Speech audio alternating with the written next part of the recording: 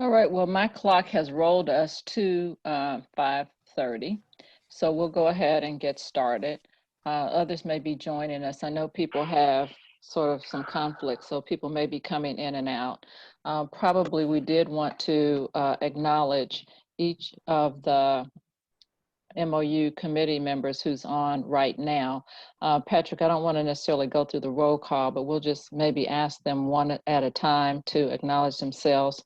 I know I saw council members Arnold and Milliken. I know Commissioner Prestige is on. But if you all go ahead and start with those names I called because I saw the names. Councilmember Arnold, Councilmember Milliken, and then Commissioner Prestige, if you all would, say announce that you're on, and then we'll ask other members who are on if they would announce themselves. This is not a meeting where we have to have a quorum, so that's why we're not going to try to count right now. Nancy Arnold, City of Waller Council. Larry Milliken, City Council, League City. Grady Prestige, Fort Bend County Commissioner, Precinct 2. Okay. Are there others that I didn't? Charlie Bright, City of Shenandoah. Thank you. Others that we didn't see? Hi, Eliza Paul with TechStop. Great. Anyone else trying to unmute their mic right now and let us know that you're here? Jessica Holsey. Okay, I don't believe you're a committee member, Jessica. What do you mean committee member? The Transportation Policy Workgroup members, the committee that pulled together the MOU. So we're going to open it up for citizens in just a second. Hold on, sorry, let me turn that off. Okay, go ahead. There's Councilmember Robinson. Yes, my council member. Okay. All right. We got Councilmember Robinson. All right. So thank you all. At this point, we'll continue on. And what I'm going to ask is that if you're not speaking, if you would please make sure that your microphone is muted. It would help us to reduce our background noise. I'm going to start off with an overall statement, and then I'm going to turn it over to Dr. Patrick Mandacapa, and he's going to lead us throughout the rest of the meeting. So I'd like to say good evening to everyone who's joining us tonight. Our TPC MOU committee is offering this additional opportunity for voices to be heard regarding the North Houston Highway Improvement Project. All of our other sessions were held in the day, and we scheduled this 5:30 p.m. slot in recognition of those who work during the day or for any other reason you couldn't previously attend or were otherwise unavailable. So as the project proceeds, there will be quarterly reports to the TPC, and each TPC and TAC meeting begin with the public comment period. So we want to stress that this is an ongoing opportunity for people to speak up. This is not a, it's not a one-time thing by any means. The MOU is designed as a framework for the TPC to review the ongoing steps in the project as it progresses. It's not structured to address details or matters that will be worked out during the design and detailed configuration of the project. The MOU is to set expectations about how each entity will work to best work on and achieve the agreed upon project goals. So with that, I want to thank each of you in advance for attending, for the comments that you will make, and would like to turn it over to Dr. Patrick right now. Thank you, Dr. Lewis. I'm Patrick Mandapaka, and I'll be providing some meeting logistic items to start with. So we have a Spanish translator as well as sign language interpreters available today. So the Spanish language interpreter name is Miss Lois McIntyre. And she is one of our staff members here, and she'll be able to provide Spanish translation service as needed. The entire meeting will not be translated, but At the question and answer session, if you would like to need assistance in Spanish translation, please put that in the chat box. Lourdes will be able to translate that into Spanish. So with that, Lourdes, will you be able to introduce yourself if you're present here right now and translate that into Spanish? Ok, buenas tardes, mi nombre es Lourdes McIntyre y estoy aquí para ofrecerles el servicio para traducir de inglés a español o de español a inglés. Hay instrucciones para eso, cuando usted quiera hacerlo, ponga en donde dice el chat, la cuadrita de chat, pone y dice que quiere hacer alguna pregunta o que quiere hacer un comentario y con mucho gusto yo les puedo ayudar. Go ahead, Patrick. Thank you, Lourdes. We also have sign language interpreters. Two of them, they'll be switching in between. They'll be doing the translation, the sign language interpretation throughout the meeting. That's the reason why we have two of them. Bethany Ham Whitfield, as well as Elizabeth Platt. There's if you need that service, please indicate that in chat box that we would know that you're following that service, and the interpreters will be able to proactively cater to your needs, but we'll have them doing the sign language interpretation throughout the meeting.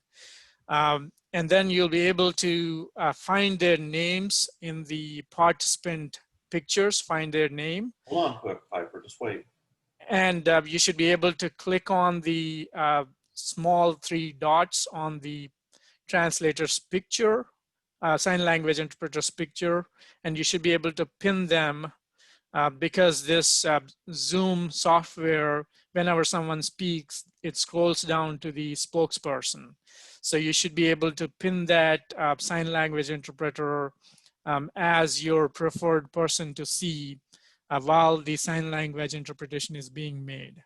But please indicate that in the chat box so that we know that you're following that interpretation.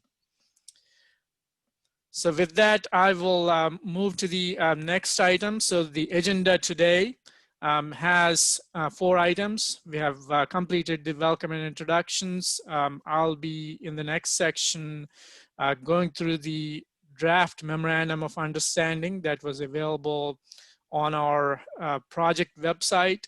I'll be going through hitting the highlights of the major sections within the draft Memorandum of Understanding. And then the key item today is to hear from you all who are attending this meeting, to hear as a listening session from public, and then we'll wrap up the meeting today. We have already acknowledged the work group members and their hard work through the past 5 TPC Transportation Policy Council work group meetings. These work group members have put in a significant amount of time reading through, listening to public comments at each meeting, as well as working through this draft Memorandum of Understanding that is available today to review. These are the major sections within the Memorandum of Understanding. I will skip to the document and go and read through some of the highlights within that document, but I wanted to first highlight the major sections. So we have a background section, we have purpose and parties as part of this Memorandum of Understanding. We have scope of work, which includes both all parties as well as individual signatories have specific commitments. And we have a term limit for this Memorandum of Understanding, and signature section has all the signatory parties. And we also have some key documents in the appendix. With that, I will switch to the document itself, and we should be able to review the document at a closer look, specifically on the items that we have in the MOU. So I will be sharing the screen and looking at the document itself in a minute.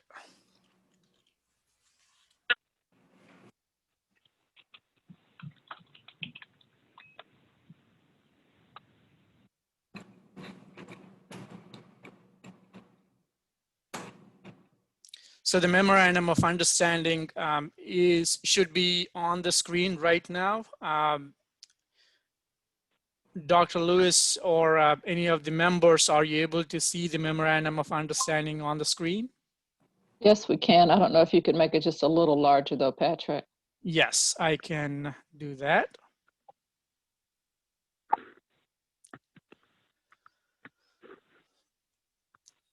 So this is a draft Memorandum of Understanding between City of Houston, Harris County, Metropolitan Transit Authority of Harris County or Metro, Texas Department of Transportation, and Transportation Policy Council of Houston-Galveston Area Council for the North Houston Highway Improvement Project. So those are the signatories of this Memorandum of Understanding. As I mentioned, the Memorandum of Understanding is broken down into sections. First section is the background. So the background section specifically talks about the project introduction itself, North Houston Highway Improvement Project. And the aim of the project is to make transportation improvements to the I-45 North corridor from Beltway 8 North and around downtown Houston to support improve the connectivity for residents and businesses. The background section also talks about TxDOT's goals as they initially developed this program. So if please attendees can mute yourself, I'll be able to continue this document, and we'll be opening it up to public comments. So, so the background section includes Texas Department of Transportation's goals. These are to increase facilities capacity, reduce traffic congestion, accommodate future traffic growth, reduce traffic crashes, improve the facility's resiliency from flooding, and create new opportunities for improved aesthetics. And the background section also includes some history on this project. So it talks about the funding commitments made by the Transportation Policy Council.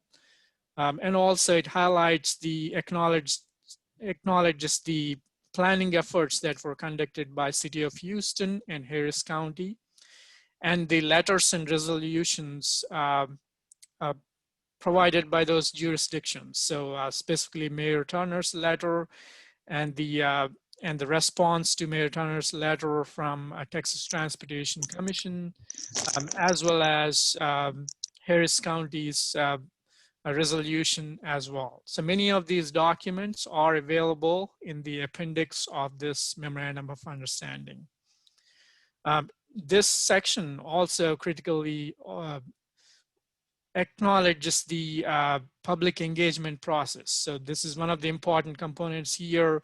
The outcomes of the public engagement process include make travel safe for all road users. It touches on improving multimodal transportation network, more capacity not only for automobiles, but also for freight transit, reducing flooding, preserving communities, enhance connectivity between neighborhoods, mitigate impacts to existing parks, create new green spaces, ensure accessible evacuation routes, and limit the freeway that's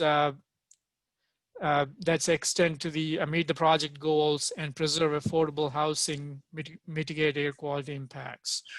All those aspects all came out of the public engagement process, and this MOU has included those within the background section.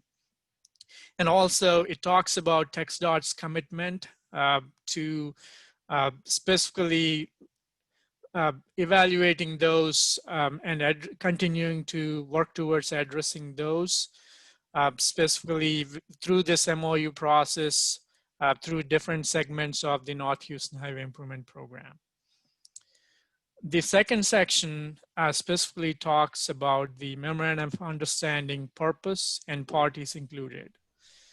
The parties included I have already highlighted as part of the initial section, include City of Houston, Harris County, Metro, Texas Department of Transportation, and Transportation Policy Council of Houston-Galveston Area Council. The purpose of the Memorandum of Understanding is to establish mutual accountability, cooperatively work together in the planning and implementation of the North Houston Highway Improvement Project. This Memorandum of Understanding is trying to formalize each party's commitment and common goals towards this project. It's also committing to ongoing process of public engagement and participation and transparency as well as part of this process. So with that purpose and parties outlined, a scope of work was developed as part of this Memorandum of Understanding. Scope of work includes two areas. One area includes all party commitments. The second part of this scope of work goes into individual commitments from each signatory party.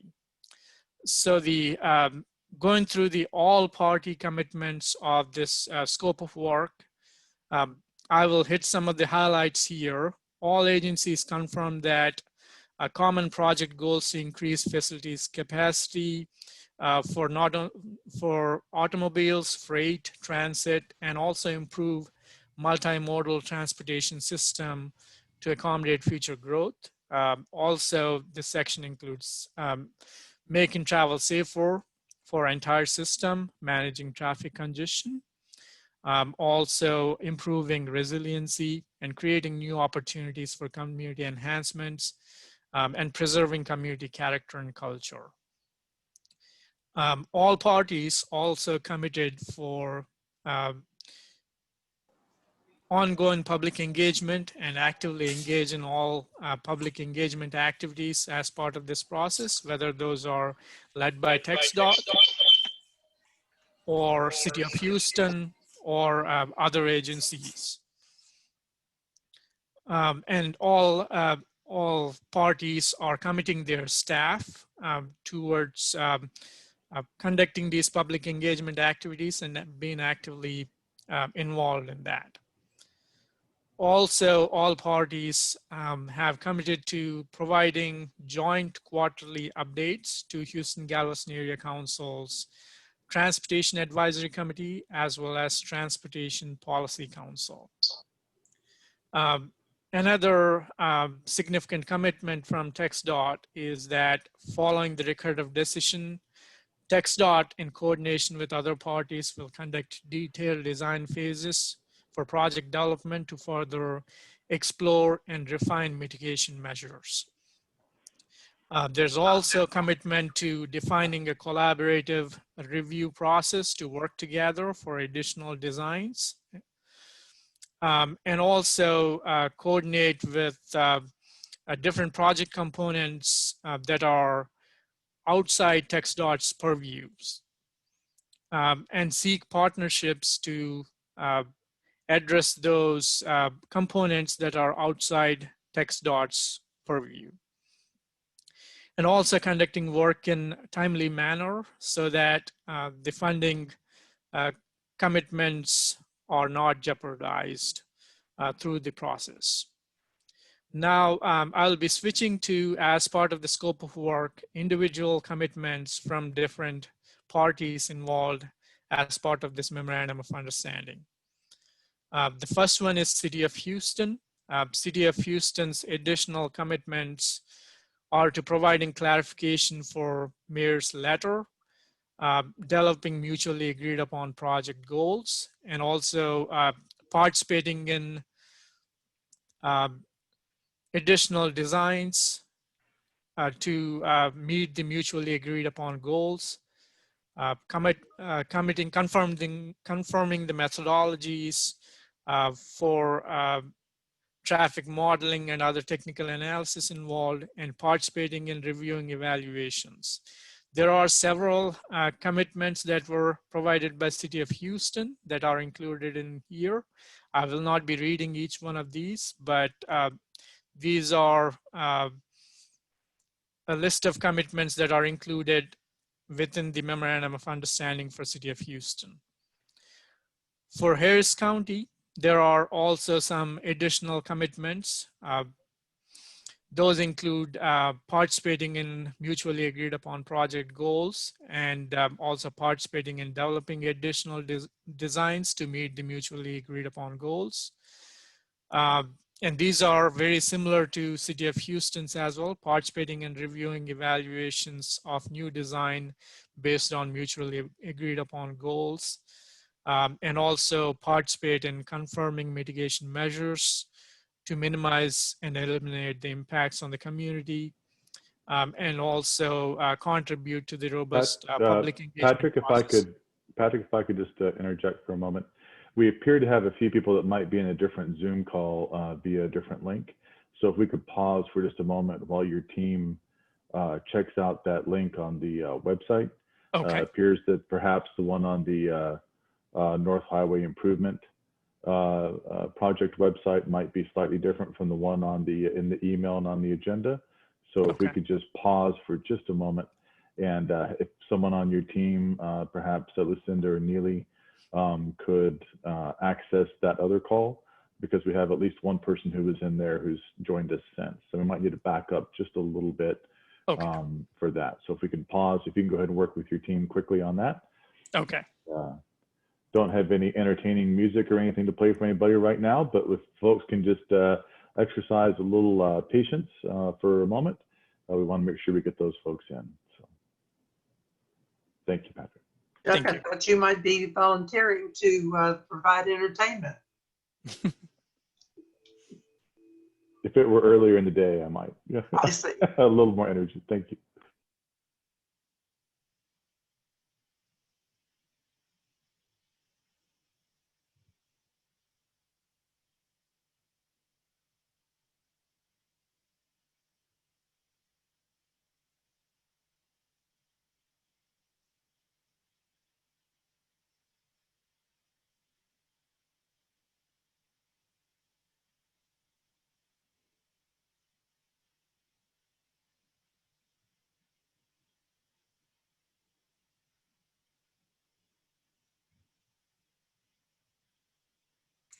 Okay, Chuck, I checked the meeting on the other, on the website. We have the same numbers on the correct. I mean, they're the same. I don't know why it's empty. That meeting is empty. Were we able to join it and see if anyone was still I in think that there was call? one person was on it, but Okay. it has the same meeting ID, the passcode. It's correct. So I don't know why it's not working. I don't know. Okay. It has the information that I see on here.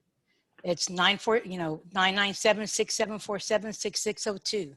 So I Great. don't know why it's not letting us get in there. So if we On could, the HGAC website for this meeting, I initially clicked the join online meeting button in red, and it took me to a meeting that was not this one and was empty and no one was running it. yes, thank you. So what we'll do is, Patrick, if we can have someone be in that meeting in case someone does show up and be able to direct them to this one, that'd be good. And then if we can, looks like Francis is going to log in and help with that. And then if we could perhaps have someone in our IT group look into what might be happening with that, that'd be helpful. Okay. We do our best to make this as broadly available as possible. Sometimes things do arise. Thank you for making us aware of it. And we will be monitoring that in case anyone does arrive there and get them into the proper meeting. So thank you all very much. Thank you for that, Chuck.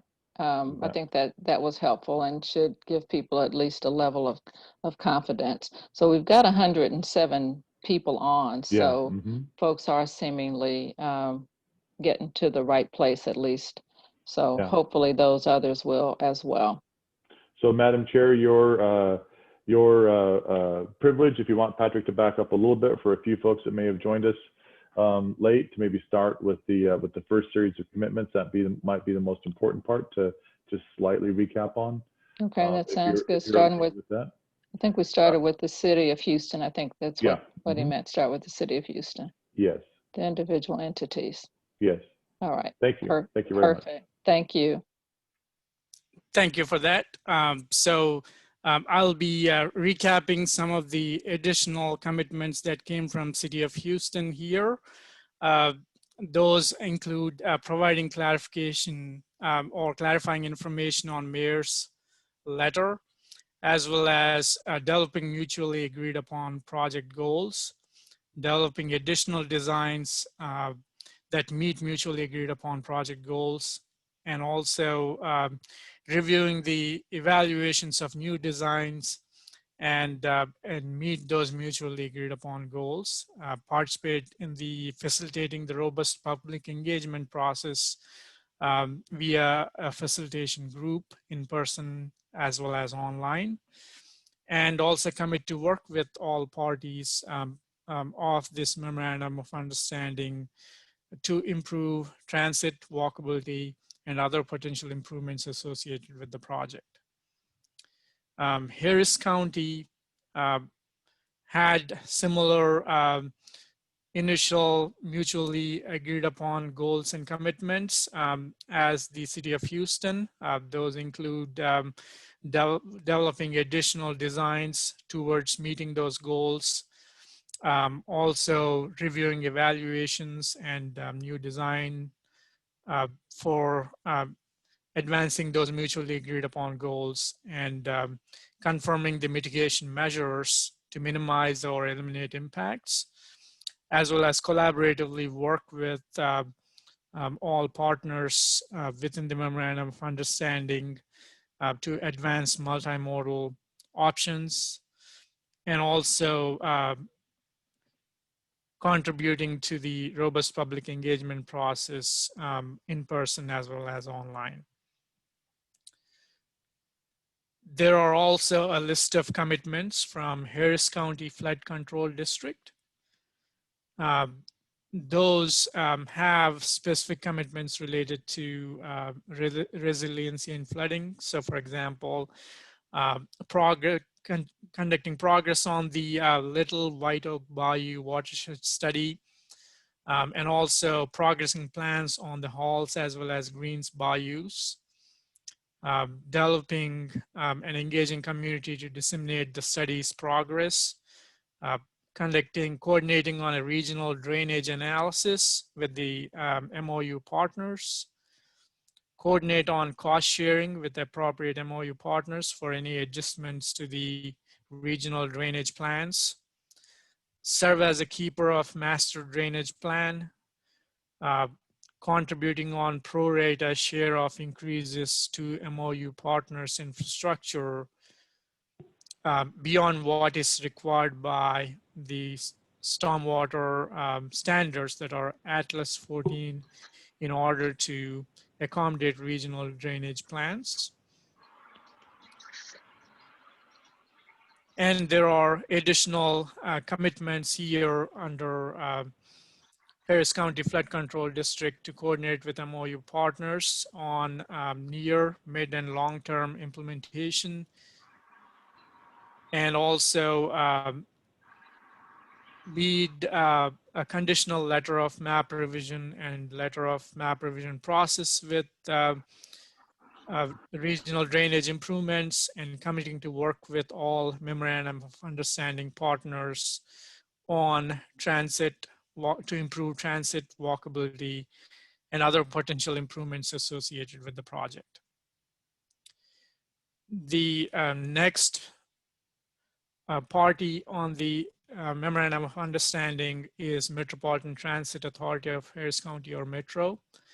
They have a list of commitments here, including coordinating with TxDOT to ensure that water-approved Metro Next projects, specifically the two-way HOV connections for all highways, are included in the design and construction of North Houston Highway Improvement Project. Additional items that are included are to coordinating with TxDOT and other agencies on the ability to deliver I-45 to Bush Intercontinental Airport Bus Rapid Transit Project and regional express services in the North Houston Highway Improvement Project corridor. Additional commitments here include providing transit input towards the project's design alternatives, coordinating with TxDOT, and incorporate appropriate connections for the inner Katy bus rapid transit to downtown, coordinating with TxDOT to minimize impacts to rail and bus operations during the construction, and also commitment to work with all agencies cooperatively throughout the process. And the next item here is list of commitments from Texas Department of Transportation. These include to continue to have meaningful engagement with public as the project develops, commit to identify and highlight elements that clearly within TxDOT's purview, and work with partnering stakeholders to define the course forward, committing to providing an analysis and update specifics to the requests that are not within TxDOT's purview due to federal and state regulations, and working with other stakeholders in identifying collaborative strategies. TxDOT also committed to focus on the design elements that are supported by the community, that need more time to evaluate, and that will take the completion of certain process steps, possibly additional research, and fully understand the impact of a decision.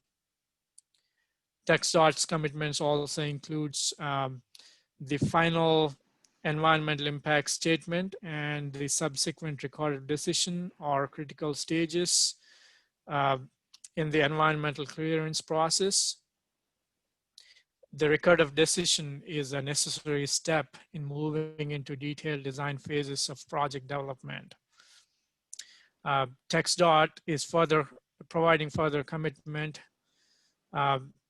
that the elements that are included in the final environmental impact statement, those commitments are also not listed here, but also those are acknowledged. And TxDOT is also judiciously identifying win-win opportunities to make the project more collective best effort for all Memorandum of Understanding parties.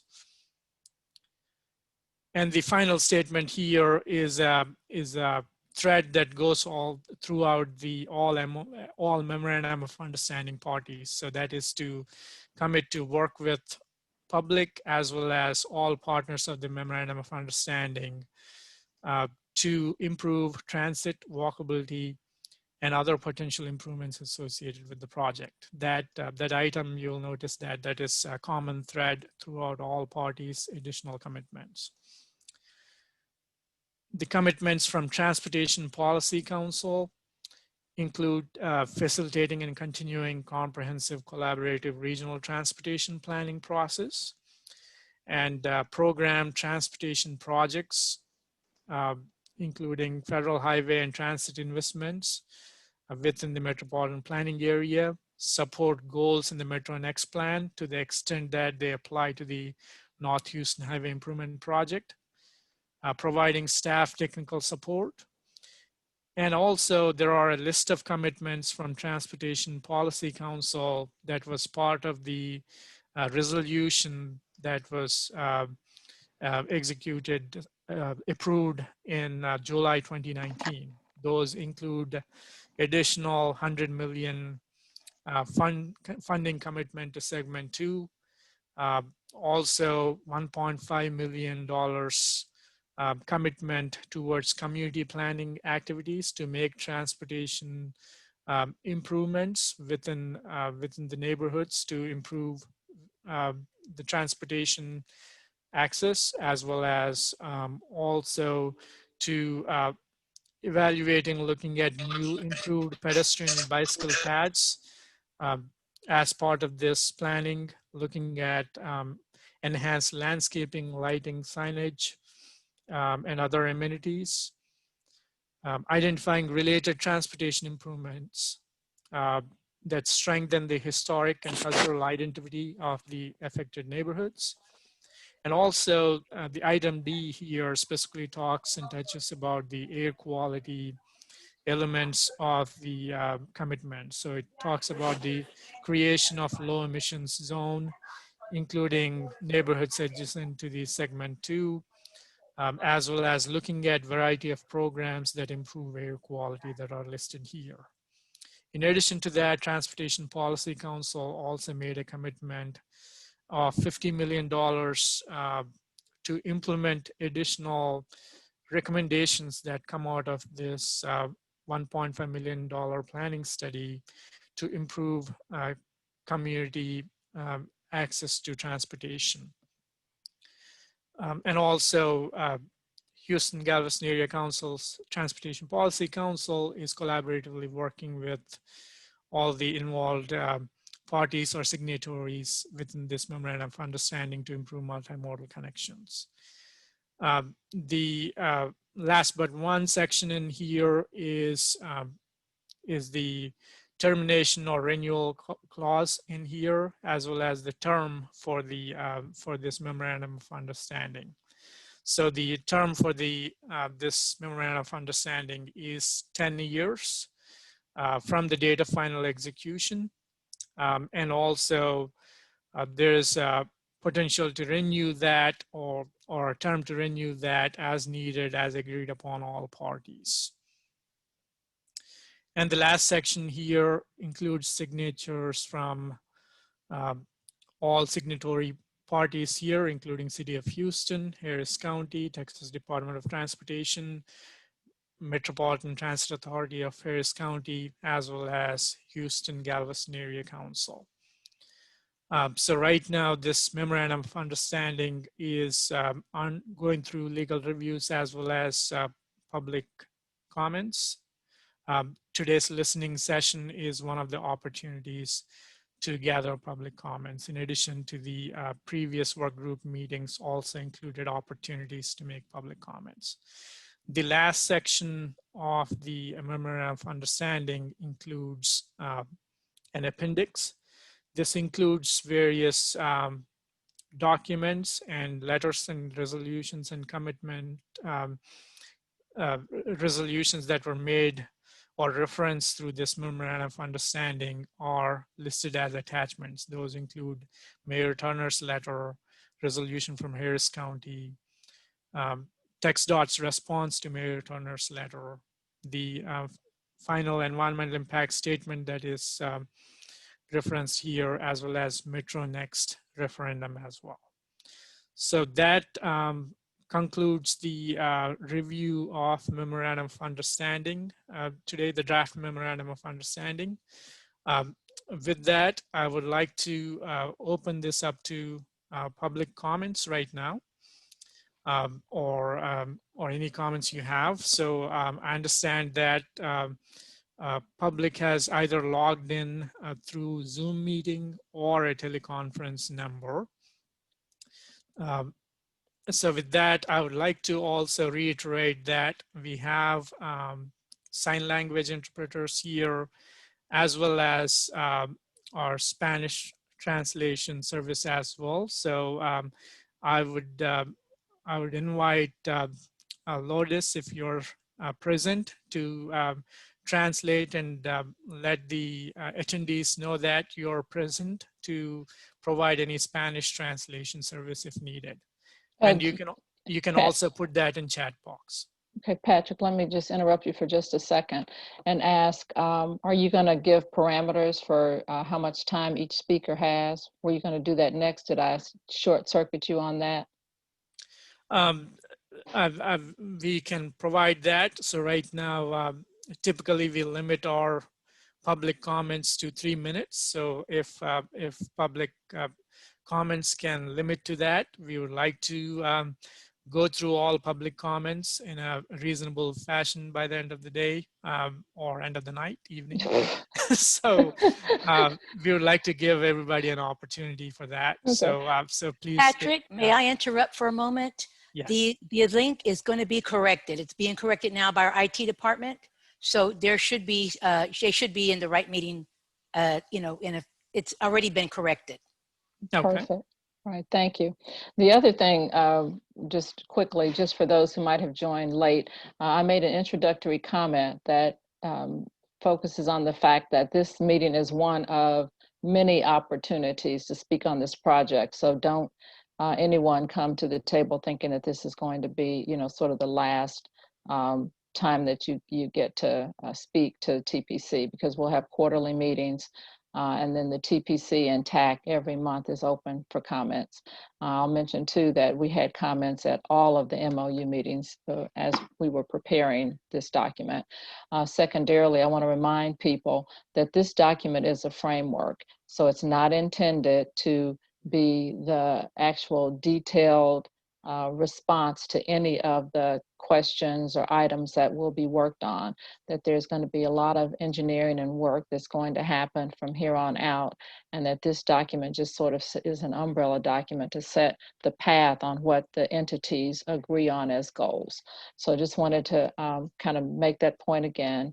And then again, Patrick, back to you with people recognizing that we have the sign language, the interpreters, and we have the 3-minute time requirement.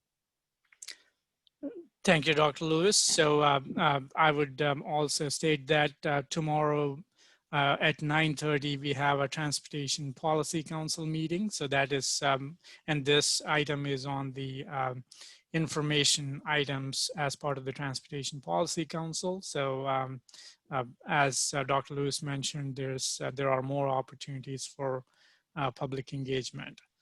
So with that, Lourdes, if you're available, would you be able to acknowledge that, introduce yourself one more time, and make sure that attendees know that you are present for providing Spanish translation. Buenas tardes, se les informa que estoy aquí. Mi nombre es Lourdes McIntyre y les voy a ayudar si necesitan alguna traducción del inglés al español o del español al inglés. También les digo que en cada oportunidad que tengan para poder hablar, no deberá ser más de 3 minutos. Gracias. Thank you. So with that, so if you are logged in on Zoom, please raise your hand and we'll be able to see there's a hand button. You should be able to click on that and raise your hand. And if not, if you're on a teleconference phone call through toll-free number, you should be able to press *9 to raise your hand and *6 to unmute. So Lourdes, would you be able to translate that? So if it's a teleconference number, it's Yes. *9 to raise hand and *6 to unmute. Yeah, Patrick, would you please tell me again, to raise your hand is *9 and unmute is *6. Ok, se les informa que para levantar su mano pueden apretar la tecla que tiene estrella, que es el asterisco, y más el número 9. Thank you. So with that, we will open it up to any attendees who would like to make a public comment. So we'll be, Greg and I will be looking at the list of members who are raising hand, and we'll be inviting you to speak in the line. All right, Patrick, it looks like I see Harrison Humphreys. Okay, please invite Mr. Humphreys. Can you all hear me? Yes, sir. Great, thank you, and I appreciate you all holding this listening session. I just wanted to make a quick comment and a quick question. I do think it's important to clarify how big of a turning point the record of decision is. After that, TxDOT can begin construction in earnest, and the public or the various entities involved, like the city and the county, have little recourse to force TxDOT to change the project. Along those lines, the purpose section of this document says that the MOU is supposed to establish mutual accountability, but there doesn't seem to be any real accountability mechanisms contained within the document. What can the city, county, or the TPC do should TxDOT fail to sufficiently meet the asks that the city and the public made in the May letter from Sylvester Turner?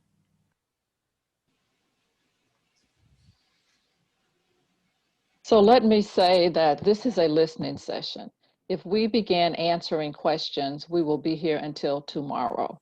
So we're here tonight to listen. I do think there's an important point to be made here, which is that the TPC is the body that will make decisions about future funding. When TxDOT gets ready to get funding for sections 2 and 1, they will come to the TPC. So, I don't want, I'm just saying that as a point of, information about what the TPC does and why the TPC asked for and proceeded with asking for this memorandum of understanding. But I want to make it clear that we will not answer other questions tonight. This is listening. This is a listening session. So if I could get you to please tell us what you would like for us to know, and then we will listen to you. But we're not going to start trying to answer questions tonight.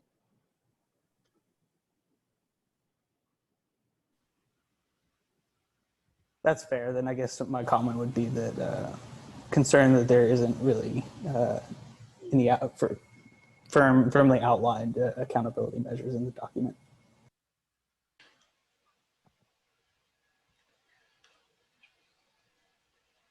Thank you. Okay, Patrick, it looks like next I see Ben Peters.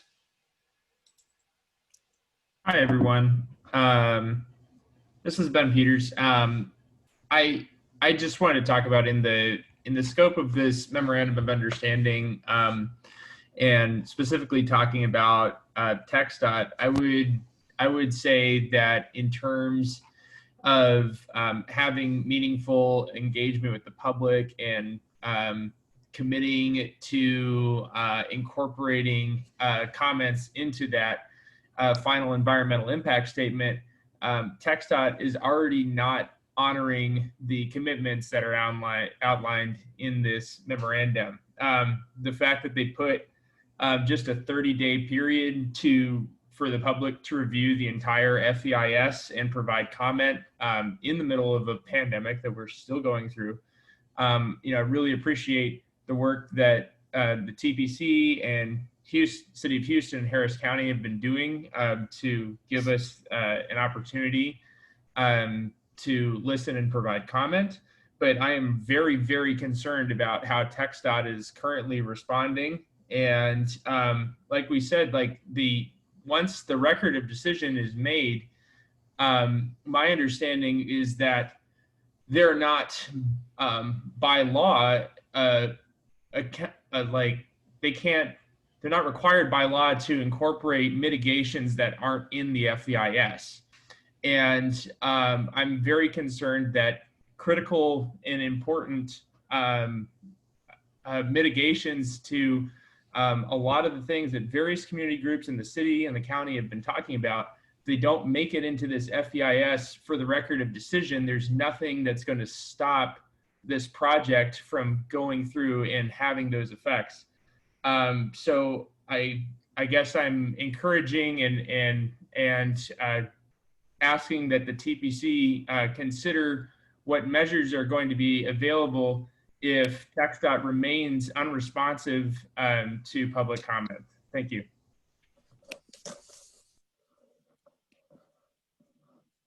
All right. Looks like next we actually have a phone number that ends in 9974. Prior to speaking, can you give us your name, please?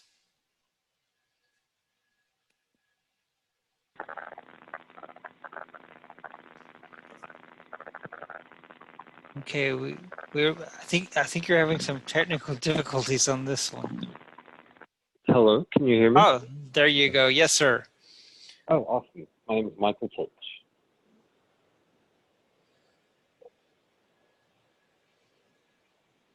Sir, I think we've lost you again. Oh, hello. There you go. Okay. My name is Michael Tulch. I'm a resident of Houston, Texas. I live in the Montrose district. I've called into a few meetings like this where people call in and they give their opinion. And overwhelmingly, I hear people saying, stop, TxDOT, stop this, don't do this project, cut it out, we do not want this. Here are all the reasons why this is bad for us. Here are all the reasons why you should not do this. So to echo the previous comment, the commitment from the Department of Transportation of meaningful public engagement thus far has been total BS. Nothing meaningful has taken place. Nothing meaningful has come from this other than the organized efforts of people actively trying to put an end to this project. That is the only meaningful outcome, I believe, that has come from this. So I ask, please just listen to everybody. A lot of these people I feel like are going to say the same things they've been saying, which is do not do this. This is bad for us. Please stop. The Department of Transportation does not honor what they say. Thank you for your time. Thank you. All right. Okay, Patrick. Next we have Neil Ehart.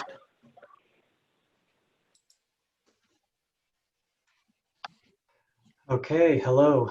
My name is Neil Ehart.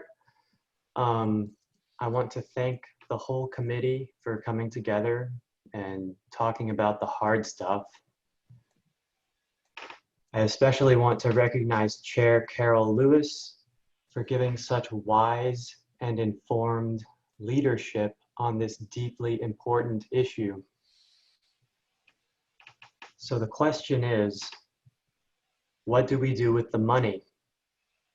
TxDOT is about to get approval for a $7 billion rebuild of the I-45 corridor.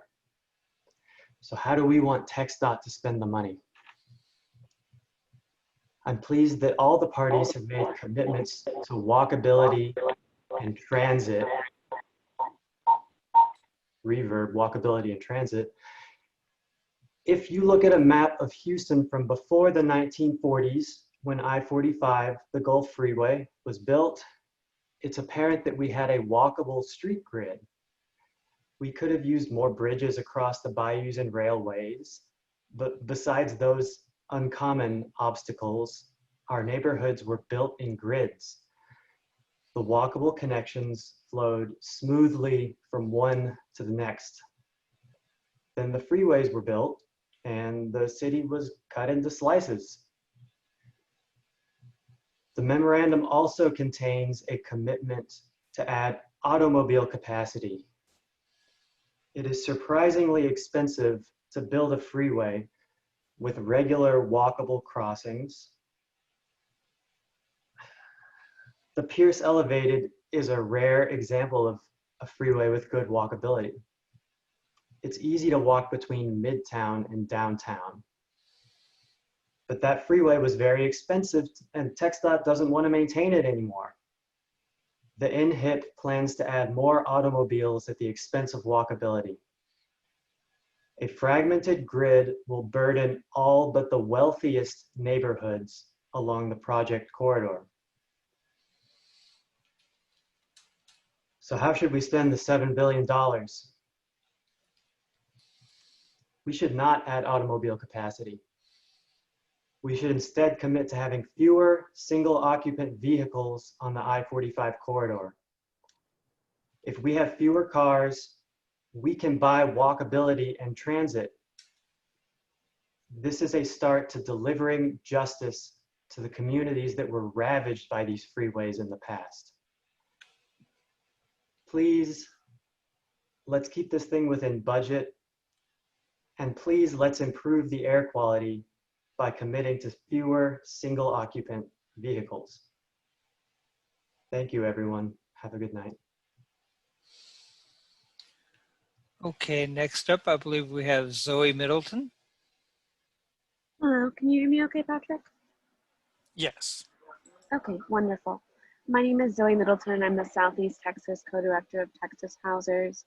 We're a fair housing policy advocacy organization, and we submitted comments on the draft EIS, knowing that the FEIS was a bit performative, and it's the last chance to really give meaningful feedback. And so I hope you all take a look at our comments again for the draft EIS. But I wanted to first ask that the listening session, the questions brought up during listening session, which I understand we're not responding so as to not drag this on until midnight. But I do hope that the questions are at least responded to in a publicly accessible version in at least English and Spanish. And I know that you don't want to run afoul of open meetings act or anything like that by veering too far. I'm sorry, I'm sitting on the sidewalk right now, so if you hear any background noise. I do want to point to a few facts that have been alluded to in other formal comments that were given to this group. So, over the last 7 months, we've seen that capacity on major roadways in Houston is actually vehicle capacity and traffic has been reduced. And so I want to know if this is a project that is supposed to be forward-looking and future-looking, and we see a new world being created before our eyes where more people are working from home, we're enjoying flexibility, and streets are being used more than ever for walking and biking, how that is going to be reflected in this project, because I don't think this project is very forward-looking. And then I also want to echo what some previous speakers have said about freeways being a mechanism for dispossession, especially the dispossession of Black communities in the Houston area.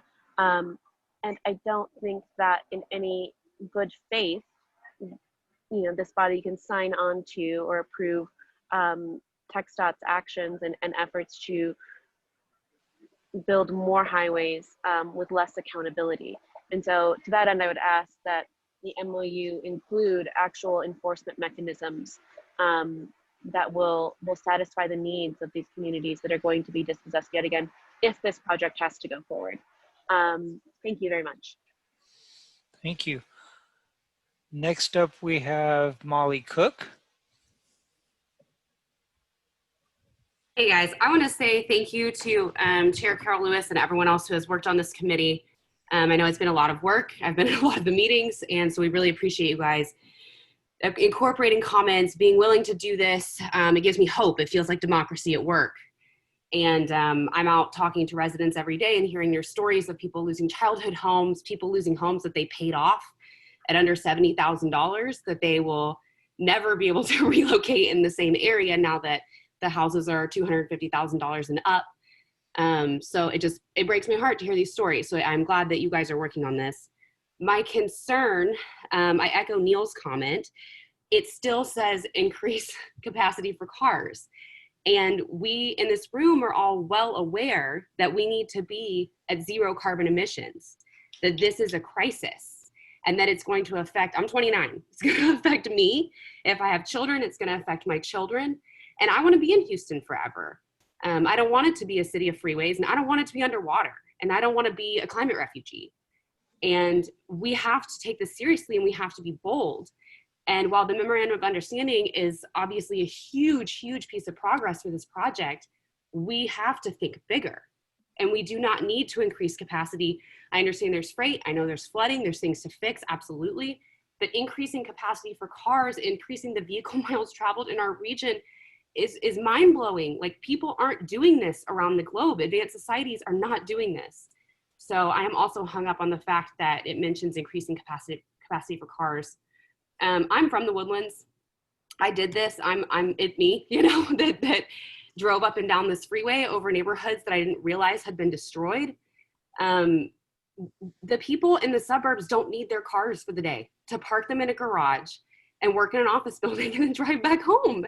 That just doesn't make any sense. And my dad lamented the fact that he was not able to take buses or trains and did take them whenever they were available to him, but obviously the infrastructure there is weak. So I really encourage y'all to rethink whether or not the suburbs support this. And yeah, so just we need to be thinking more boldly. And I also am really concerned that TxDOT is not a good faith partner. The fact that they have not readily extended the 30-day waiting period, and the fact that they refuse to answer questions when we ask them, and the fact that they are already procuring, early acquisition and that sort of thing, just demonstrates that they are not committed to working with y'all, to working with me, to working with the people of Houston. So I echo the concerns that they are not a good faith partner in the Memorandum of Understanding, and that they are not going to be able, we're not going to be able to hold them accountable because the mechanisms for that are invisible to the public, although I understand the funding. So thank you guys for listening. Thank you for your comment. It looks like next we have Mary Schultz. Mary, can you unmute?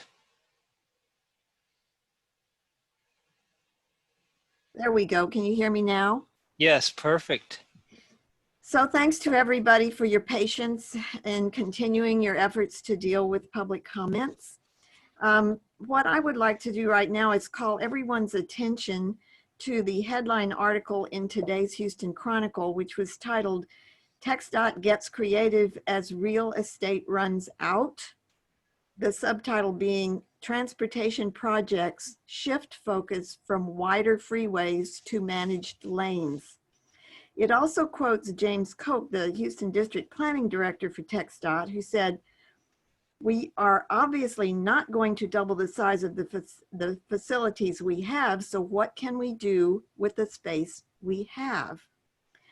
The content of the whole article outlines how transportation officials are now planning major projects using managed lanes along key freeways that encourage transit and carpool use, with possibilities for new types of transportation, instead of continuing Houston's history of more concrete and wider freeways. So I'm wondering why this rationale and focus in planning for the movement of Houston's increasing population does not seem to be being applied. The new focus of TxDOT doesn't seem to be applied to the NHHIP project. The quote, "preferred alternative design," according to TxDOT, for I-45 expansion is absolutely an expansion. It calls for increasing lanes from 8 to 16 with double-size access roads in some stretches of the project. This will enormously increase the footprint of the project over the residences of hundreds of people and tax-paying businesses. Instead of making creative use of the, quote, "space we have," like in the Pierce Elevated, for example, the design being chosen for I-45 swallows huge amounts of acreage in Edo and Midtown, demolishing newly created entertainment, recreational, and even government properties. So informed professionals in Houston, in the Hewitt-Zollers and U of H, have already suggested options for using the space we have and employing managed care lanes, but it seems like those suggestions have been put aside. It seems to me to be in contrast to the stated rationale and procedure of TxDOT at the present time. Is this because the I-45 project planning started long before TxDOT shifted its focus? I would just like to ask the MOU members to pay attention to the possibilities described in today's Houston Chronicle article and work to save the homes, the health, and the livelihoods of so many people subject to TxDOT's takings in the current plan. Thank you for listening. Thank you. It looks like next we have Gabriella B. Hi, can you hear me? Yes, ma'am. Thanks. My name is Gabriella, and I oppose the North Houston Highway Improvement Project because of the disparate impacts the project would have on Black and Latinx communities in our city, and because it would further entrench the destructive single-occupant car-centric paradigm that has dominated our region's transportation policy for too long. The project as it currently stands is in direct conflict with the City of Houston's Vision Zero and Climate Action Plan. Increasing air pollution and adding more concrete to flood-prone neighborhoods is a dangerous legacy to leave for future generations that will already be facing more severe climate impacts like natural disasters, flooding, and urban heat. The technical difficulties created by having the wrong link on HGAC's own website is a poetic encapsulation of many people's concerns with this group's stated commitment to good faith community engagement. For an event titled Listening Session, it's really concerning that folks are being directed to an empty and incorrect Zoom room, even as an honest mistake. This kind of unfortunate, like even accidental obstacle is the kind of dissuasion that prevents community members from participating in the process. I'm even more concerned by the fact that the presentation portion itself was not available in Spanish. I'm glad to hear there are translators on the line for comments, but on your website, there wasn't any mention of Spanish availability. Many impacted families are primarily Spanish speaking, and they should have equal access to engagement. I urge this working group to center the voices and perspectives of those in the path of displacement, to create policy that works for public transit riders as much as it does for single occupancy drivers, and to fight to protect the rich historic and cultural legacy of neighborhoods like Fifth Ward, Independence Heights, and Edo. Our region deserves better than more concrete. Thank you. Thank you very much. Next, we have William Lyons. Hello, my name is William Lyons. I am a resident here in Houston, Texas. My comments are related to the displacement of the homeless, or people experiencing homelessness due to the I-45 expansion. Currently, the city doesn't have a working comprehensive plan to address the homeless population that will be displaced due to this construction. And my concern is what services and resources will be dedicated to ensuring that not only are people protected who don't have a stable place to live, but then also helping connect them to resources for stable housing. In addition, I want to echo the comments earlier made about how the current plan doesn't align with both international, national, and local plans to reduce pollution in our cities, and how we can have a pivotal shift in our understanding to help those commitments align by reducing the pollution and cars on our freeways. Thank you. Thank you very much. Next, we have Sean Murphy. Hello, can you hear me? Yes, sir. Go ahead. Hi there. I'd just like to compliment all the speakers before me. They all did a very good job. It sounded like everyone had nice prepared statements as well. I'd like, I don't have a prepared statement, but I would like to just add a level of nuance. I know there are some city officials on the line. You can hear all these very well put together statements. What I don't know if you can hear is the desperation that is behind some of these statements. Everyone's got a lot to lose here and not a lot to gain, it sounds like. And so far, everyone on the call has been opposed to this project. I am very opposed to this project. It's designing backwards. It's not designing forward. As our own mayor has said a few times, we are to be designing forward for the future. This is clearly going to take us backwards. One can only look at I-10 to see that expansion was a complete disaster. And here we are about to do another one. It's just shameful. I think our elected politicians really need to put themselves in the path of this to stop it. This is very wrong. And we'll look back on this time if this goes through as planned with great regret. And how could we have done this to our communities of color? How could we have done this to the people that can't speak Spanish, that can't represent themselves on this call? How dare TxDOT? And I really want to encourage our politicians to stand up for us and not let this happen. This is very wrong. Thank you. Thank you very much.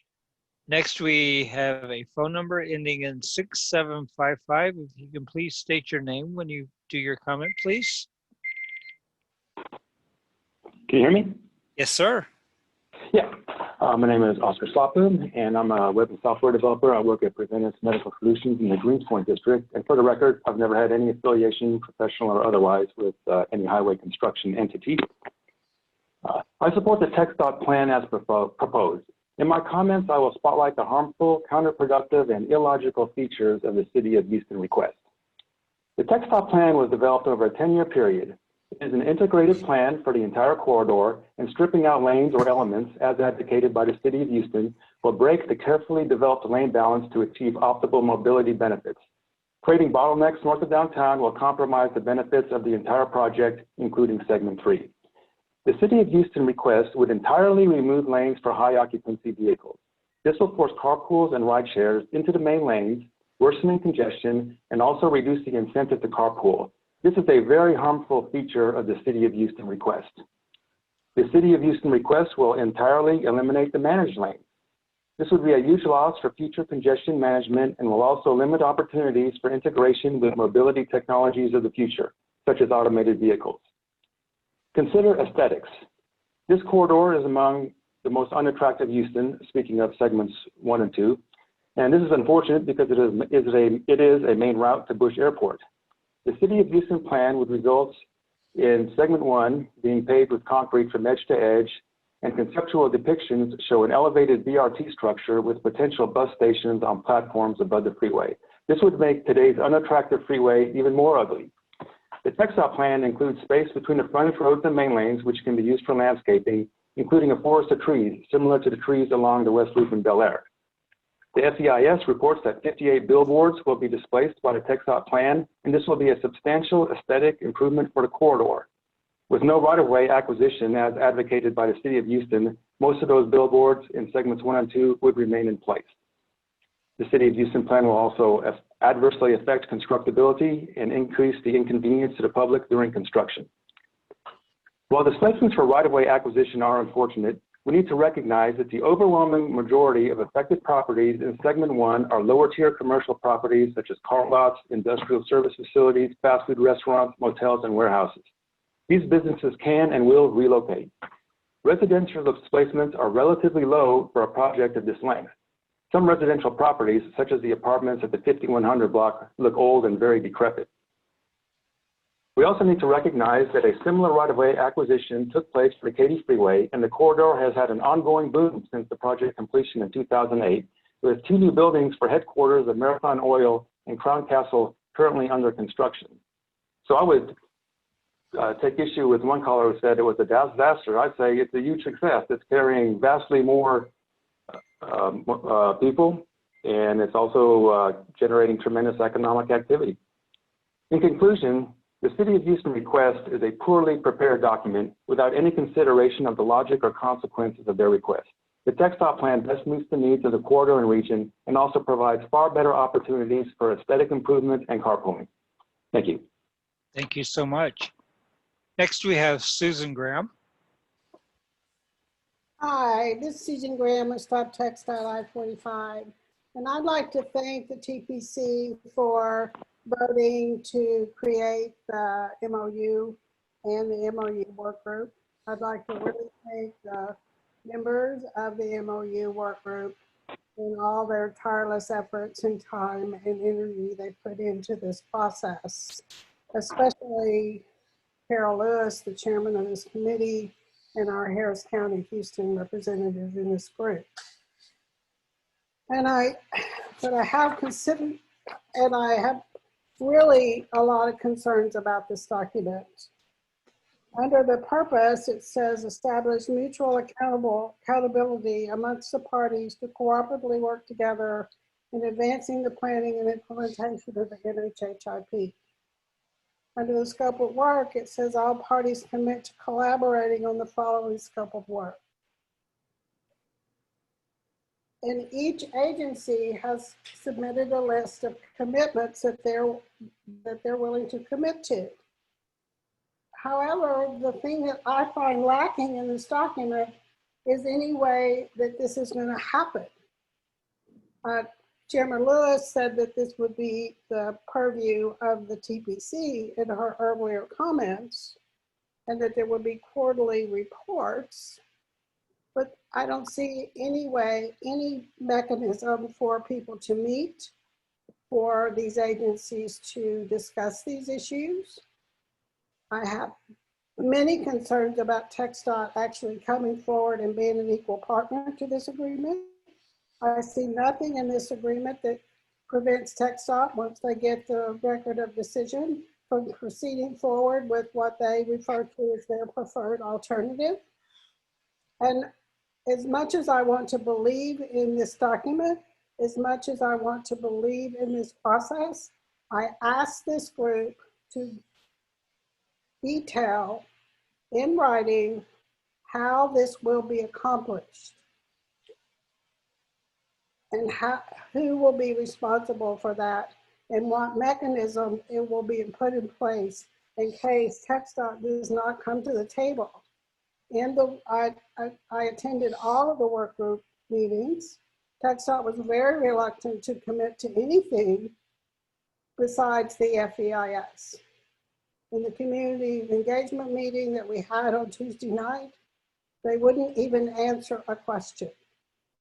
So many, many concerns. Whether I don't want this document to end up with dust on someone's shelf. I want it to be an active, working document, and this work group to continue to sit together as a group and work to establish mutual accountability amongst the parties to cooperatively work together in advancing the planning and implementation of the NHHIP. I share all of the concerns of the prior callers, with the exception of one, about this process. I also knock on doors and talk to people who've been in their homes for 25 years, some of them renters, some of them with cancer, some of them have had strokes, and they will not be able to relocate. They will not be able to go somewhere where there will be transit. They will not be able to be close to their doctors. They will not be able to be close to their families. And these people, in my opinion, have more weight than more vehicles on a freeway that in 4 to 5 years will be just as congested as it was before. So I ask that you take the request of our mayor and of our county judge seriously and put them equal to TxDOT's request for the NHHIP. Thank you very much for allowing me to speak, and thank you for your time. Thank you for your comment. Next, we have Bridget Lois. Yes, my name's Bridget Lois, Jensen resident of Houston, and I'm going to echo a lot of what's been said before, and I don't have anything really well prepared, but just wanted to say that this feels very much like at the national level, the Supreme Court nomination hearings and vote, that it is things are being rushed through with this project, and things are technically going according to the rules, but again, this rushing through, and especially I'm thinking that this November 9th date for having all the comments to come in on the FIES or whatever it is, and why can't that be extended, for one thing? And then what's going to happen with all the comments? I have a feeling it's going to be exactly like what's been before. Oh, thank you very much, and we're going to go on proceed. And I know that I'm afraid that the parties of this MOU are going to be in a similar situation to what we as residents here in Houston have felt, that you're going to be saying these things, but the answers from TxDOT is going to be just, thank you very much. And they're just going to go on about their way. There's no really accountability. And in this, it just seems like we're putting the cart before the horse in some of this, in that, part of the things that we're agreeing to is to say that we're going to be developing mutually agreed upon project goals. Well, I think that needs to happen before they have any kind of record of decision made, before any of that. And I don't want, how can we be assured that before that record of decision is adopted, that a lot of these things are are going to be addressed. And as was the previous caller just said, it just seems that everything is kind of happening kind of backwards, that we have no assurance that what you may be bringing to the table is going to be thought about. Because I find that even though the final environmental impact study is long, that's why, and hard to go through. From what has been pointed out in some cases, that there's some incomplete things and there's still some lacking commitments or vague commitments in these things. And how can we get those things nailed down first before things proceed to the next phase? I think there's a lot lacking in the this document, but we need more time, and I hope y'all get more time to go through this. Anyway, sorry for my kind of rather incomplete comments, but or incoherent, but thank you all for your work that you're doing and listening to us tonight, and for doing that work. And again, how the comments about all of this being very car, truck centric, it's not very forward thinking or in aligning with the city of Houston and addressing our kind of sustainability and climate issues that we're trying to work on. So thank you very much. Thank you very much. Next, we have Chloe Cook. Hi, can you hear me? Yes, ma'am. Hi, this is Chloe Cook. I'm with StopText.I-45. I'd like to echo some of my previous commenters in thanking you for having this meeting and providing opportunity for this comment. I would also like to echo the sentiments of many in saying that TxDOT is not a good faith partner in this project, and the MOU reflects that. Their commitments reflected in this MOU are weak. Committing to have meaningful engagement. I have also knocked a lot of doors and spoken with a lot of residents, even residents who will be directly displaced who have not heard of this project. And that is from a lack of effort on TxDOT's part, not on theirs. I spoke to 3 families who only spoke Swahili. They had never heard of the project. They are going to be displaced. They will lose their home. So we know that TxDOT is not having meaningful engagement with the public. We are talking to residents who have heard of the project from TxDOT and are convinced there's nothing to be done. So we are also lacking in city and county engagement and reflecting to residents, voters, people who are paying taxes on this project, what avenues they have to fight back. So we are truly lacking in public information on this. It has been quite a learning experience for me as someone fairly new to it, to have to do so much work to learn about such a large and expensive project that is happening in our backyard. I would also like to echo some of the sentiments in the chat that we do not get to decide when someone else's home is ugly enough or whatever to be torn down. There are people who have been living in these homes for 50+ years who are not ready to leave or are not ready to be living on a feeder road. We have schools that are staples in their community who are not ready to have all of their children breathing smog during recess. This project has been pushed forward, again, to echo some sentiments from the chat. The plan is so old that it's already outdated and it hasn't even started. To imagine that 12 years from now, construction may be complete and we will be $10 billion less is abhorrent. To think that the project will be wrong before it started. And also to bring back that there are plenty of parts of our highway that TxDOT no longer wants to maintain, and that's why they'd like to rebuild it.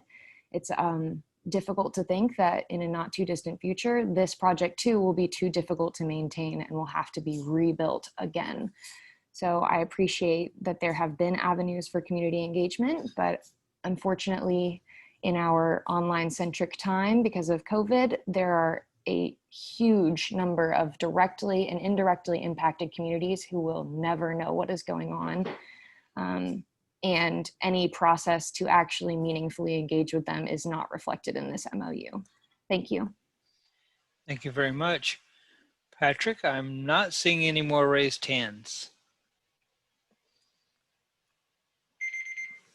Are there any members in here who could not raise hand and would like to make a comment at this point? I guess I do not see any raised hands, so we can open it up. And if you'd like to unmute yourself, and if you'd like to make a public comment, we can welcome that. And we will give a few minutes to see, a couple of minutes to see if anybody will take that offer and make a comment. So Patrick, while we're waiting, let me say that for the questions that have been asked, we're going to get those documented, and they will be distributed to our entire working group. So the entire working group will indeed see and have an opportunity to, at least respond back and, have considered all the comments that were made. And just have to say, for those of you who made kind comments about me, I appreciate it, but will also say that the working group was phenomenal. And, someone who chairs can only do as well as the people she's working with in terms of getting something accomplished. So thank you, but I also thank everyone who worked with us, and HGAC staff has also been phenomenal as we've walked through this. So the other thing I'll say while we're waiting to see if anyone else wants to speak is to know that you are heard, and to recognize that it is a big project, it's a big community. There are many voices, there are many ways to look at something. And we know that most of the callers today are here because of what they see in terms of the project. And we recognize that there are a lot of things, I think, just, from the MOU itself that shows there are a lot of things we recognize need to be addressed. And so I hope that people will see that even though the MOU doesn't go to the detail many would like it to, it does have, again, the umbrella effect of addressing many of the comments. And again, the reason we even have it is because we had listened when you came forward way back in the spring. And so, again, just kind of reminding, this is the first time TPC has done this. And so the fact that TPC pulled together the working group, the fact that TPC is preparing the MOU is a reflection of the fact that you've been heard the whole time you've been speaking. So, I'm just going to say again, this has not been done before. You won't see an MOU on any other project in the region. And so we are listening. And so I want to just assure you of that as we go forward. So again, Patrick, open the floor if there's anyone else who had any other comments. Madam Chair, if I could just say one Yes. thing on behalf of the City of Houston, I want to echo your comments and thank the speakers for being here today and for the other sessions. And we are grateful for the comments and for adding to the active record of engagement with the community. So we will read those carefully and count on your faithful attendance and care and vigilance as we move forward. So echoing what a number of our speakers have said today, Dr. Lewis, let me say thank you for your leadership of our group. No, thank you, Council Member. Madam Chair, if I could just make a quick comment, I would like Please. to reiterate something you mentioned earlier. There will be additional opportunities for us to receive public comment as well.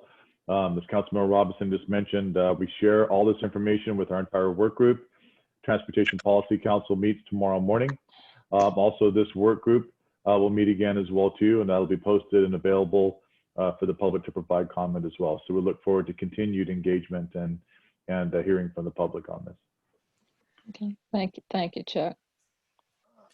We do have a couple of additional members here who'd like to make comments. Mr. Benz, I do see your raised hand. Are you able to unmute yourself to speak? I am. Can you hear me? Yes. Yes, sir. Mm-hmm. Thank you for allowing me to speak. My name is Paul Benz. I reside in First Ward, and I've made comments in this venue before. One of the things about the MOU and the whole structure of this project, there's some decisions that won't be made till much later. And while I can appreciate TxDOT's earnestness in being willing to listen, I think it's also important to have a mechanism for citizens to be able to participate in that process in a little bit more formal way by giving the citizens standing with the MOU. In other words, the citizens would actually have a non-leveraged standing, legal standing that is built into this MOU.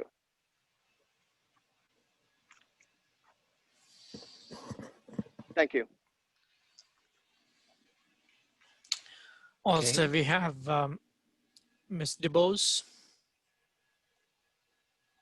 Sure. Good evening, everyone. I am Tanya Devos, and I'm mostly known for my work in Independence Heights, which is the first Black incorporated city in the state of Texas. And so I just want to thank this council, as well as the working groups that are working hard to make sure that the public's voice is heard. I do want to go on record acknowledging the fact that in our meetings and things with TxDOT, that we wanted to make sure that the cultural and historical assets that lie within many of the communities that are going to be touched by this massive project are very important to the people that are there. And so by having public comment and allowing this listening session, we also want to make sure that anything that's done, any decisions that are made at the table, any further MOUs that are signed, that you always keep in mind that there are people, little bitty people at that table who have deep, deep roots in those communities. And those deep roots bear our identities. And because of the history of African Americans and brown people in this nation, only 8% of what's on the National Register of Historic Places represents people of color. And the continued erasure of our communities by displacing our people only hurts the fabric of America and the diversity of America and the makeup of America. And so as you move forward, as you sign documents, as you receive funding, as you sign checks for funding, as you do your work, think about those people whose identities lie in those places and how important it is for Houston and Harris County to remain a preservation and culturally friendly place. Thank you so much.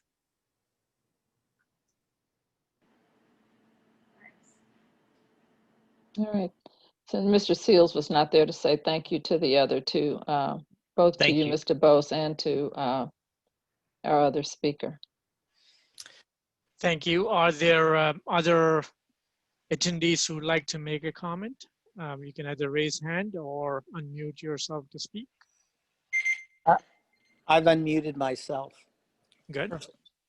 My name is Jeff Trevino. I live on I-45, and I would just like to express my frustration.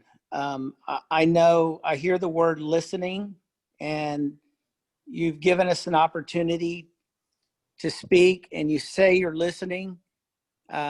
We've gone through plenty of meetings over the last couple of years, and I've volunteered hundreds of hours and gone to all kinds of meetings that TxDOT hosted and the city of Houston hosted, and we've done demonstrations, door knocking, signs, showed up downtown for different meetings, had the police called on us, but we're not being heard. Yes, you're physically hearing our voices, but there is no listening. We are not being heard. You keep marching forward. There's an enormous amount of frustration by myself and the rest of the group, where we're telling you, you're listening to us, but you're not hearing, we don't want this project.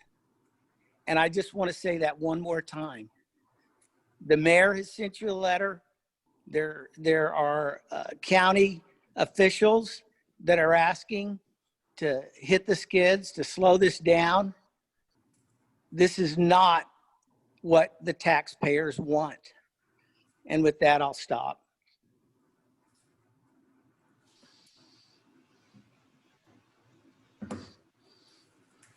Thank you for the comment. Are there other attendees who would like to speak?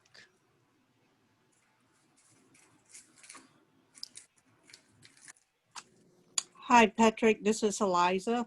I'd like to give a comment. Can you hear Please. me? Yes. Okay. Yeah. I want to thank HGAC, Chuck, Patrick, and I also want to thank Chairman Lewis and all the MOU committee members and also everybody that shows up tonight to provide comments. You know, this has been a great listening session, and we hear you. We've heard what the public has said in these comments, and we also have read the article that was in the paper this morning. We're looking at this project, and we are doing everything that is possible to make it a collaborative process. We have been working with City of Houston. We have been working with Metro and also Harris County and Harris County Flood Control on a lot of the items on this project throughout the entire course from the beginning to now. So I just want to thank everybody, and we definitely hear you. We're here to listen, and we'll take all your comments into consideration. Thank you.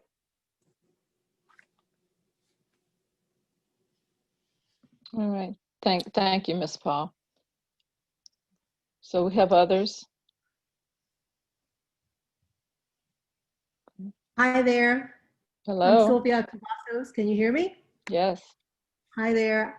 I'm Sylvia Cavazos. I'm with Super Neighborhood 51, also Lindell Park Civic Club, and also the Hardy Tears 21. That's all within inside the loop here in the near north side.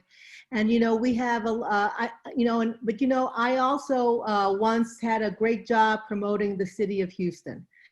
And I traveled the world for the city of Houston, promoting the city of Houston. And I saw the competition that we have between other countries. And I know that transportation is crucial for this area in order for us to compete in a world, in a world market, not only for business and commerce, but also for, for everything that comes into the city.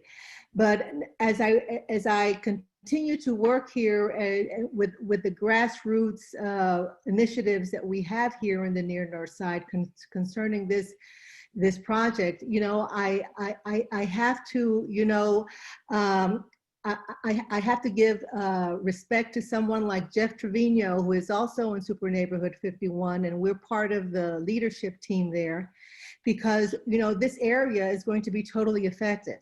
And it's going to be affected not only from the school areas, but also the homes, Independent Heights, and everything is going to affect us here, you know, inside the loop.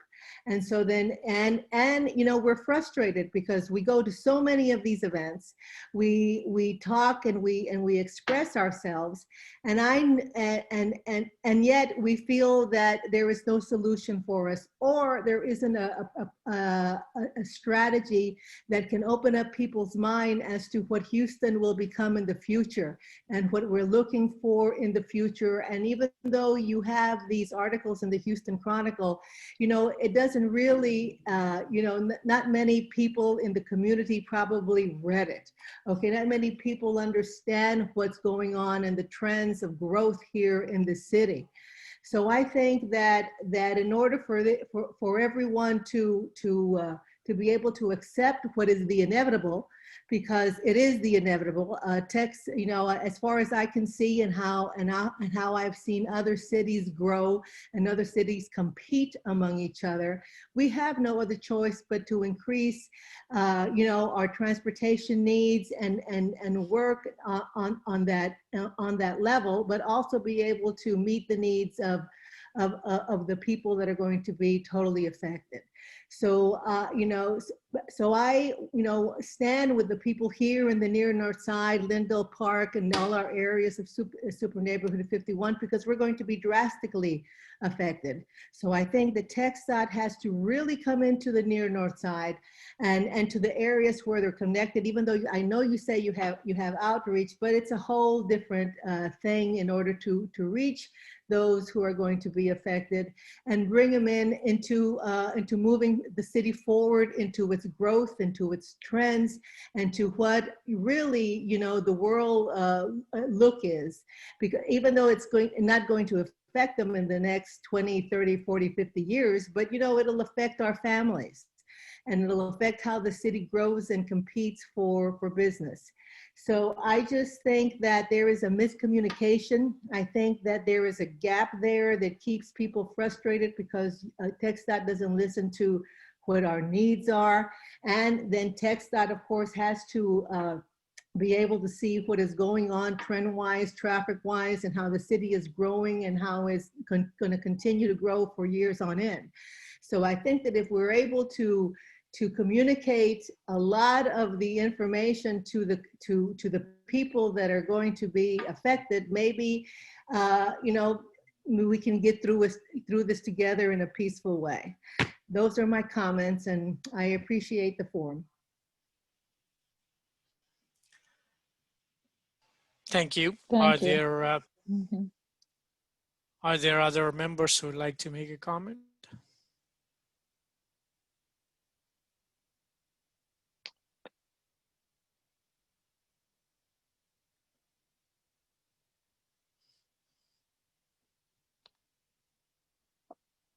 Okay, Patrick, I would say that at this point, maybe we remind people that this is not a closed ending to this, that even though we might be on the verge of ending our conversation tonight, we are not by any means ending our conversation. Our conversation is still very much ongoing. And so don't hesitate to take advantage of future opportunities to be engaged here as we move forward. So I guess before, it's just so we make sure that we haven't left anyone out, we'll offer one more opportunity. And then in about 4 or 5 seconds, we'll say for sure that we're about to round out for the evening.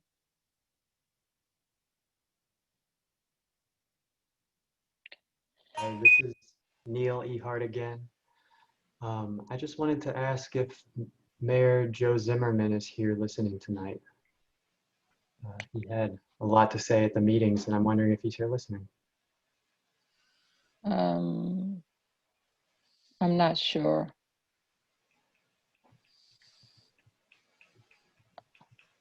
Okay. I am checking.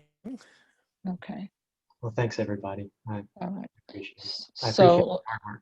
So let me say that to each of you who has taken the time to speak, we appreciate your time. I really like on NBC, I think it is, that they say we appreciate the pleasure of your time. We really acknowledge that your time is valuable. Time has value, and I know many of you are working both as we see you and in your neighborhoods as this project advances. And so just, again, recognizing that we have seen you, we have heard you, and we value the time that you spent with us this evening. So Patrick, was there something you wanted to say to close out? I'll baton hand back to you and let you assure me that we've kind of rounded out our agenda for the evening before we absolutely end our time.